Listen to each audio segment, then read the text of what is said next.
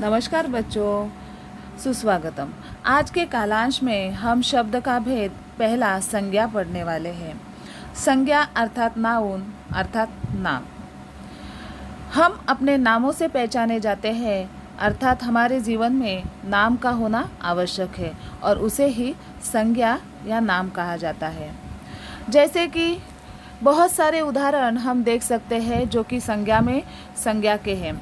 इसीलिए देखिए, बहुत सारे उदाहरण हम कह सकते हैं, कृष्णा है, भारत है, पर्वत है, हिमालय है, दूध है, शक्कर है। ये सारे उदाहरण हम लोग संज्ञा के अंतर्गत देख सकते हैं। और इसीलिए देखिए, संज्ञा मतलब क्या? तो संज्ञा अर्थात पहचान। दुनिया में हर एक चीज़ की अपनी अपनी एक अलग सी पहचान है, अपना एक अलग सा नाम है। आज हम उसी नाम को अर्थात संज्ञा को पहचानने वाले हैं, संज्ञा को सीखने वाले हैं। संज्ञा की परिभाषा, संज्ञा के भेद हम इस कालांश में पढ़ने वाले हैं। तो चलिए आगे हम संज्ञा की परिभाषा पढ़ने वाले हैं।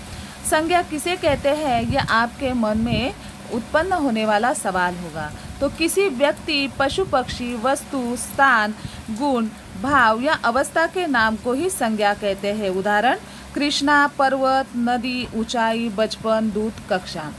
संज्ञा के जो भेद है वो इस प्रकार है: पहली जातिवाचक संज्ञा, दूसरी व्यक्तिवाचक संज्ञा, तीसरी भाववाचक संज्ञा, चौथी समूह या समुदायवाचक संज्ञा और पांचवी पदार्थवाचक या धातु सदृश संज्ञा।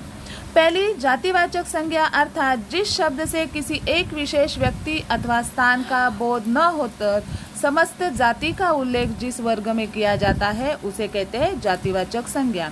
उदाहरण है शहर, नदी, देश आदि। आगे की संज्ञा है व्यक्तिवाचक संज्ञा। व्यक्तिवाचक संज्ञा किसी विशेष व्यक्ति, वस्तु, स्थान या भाव के नाम को व्यक्तिवाचक संज्ञा कहते हैं। जैसे कि हमारे नाम भी उसमें आते हैं।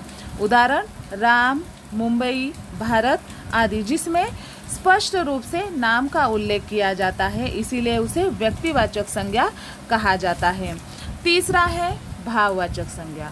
भाववाचक संज्ञा की परिभाषा इस प्रकार है: किसी गुण, दशा, भाव, अवस्था अथवा स्वभाव का बोध कराने वाले शब्द को भाववाचक संज्ञा कहा जाता है। उदाहरण स्वरूप हम देख सकते हैं ऊंचाई, बचपन, ठंडक, स्वतंत्रता।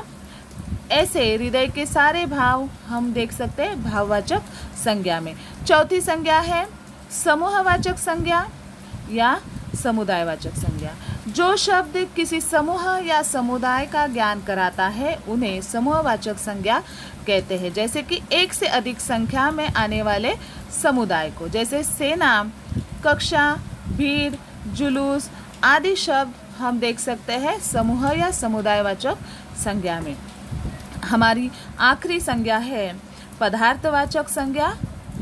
तो किसी पदार्थ या द्रव्य का बोध कराने वाले शब्द को पदार्थवाचक संज्ञा कहते हैं। अर्थात किसी भी पदार्थ का नाम जब लिया जाता है तो उसे हम पदार्थवाचक संज्ञा या द्रव्यवाचक संज्ञा कह सकते हैं। उदाहरण स्वरूप हम देख सकते हैं तेल, दूध, जल आदि।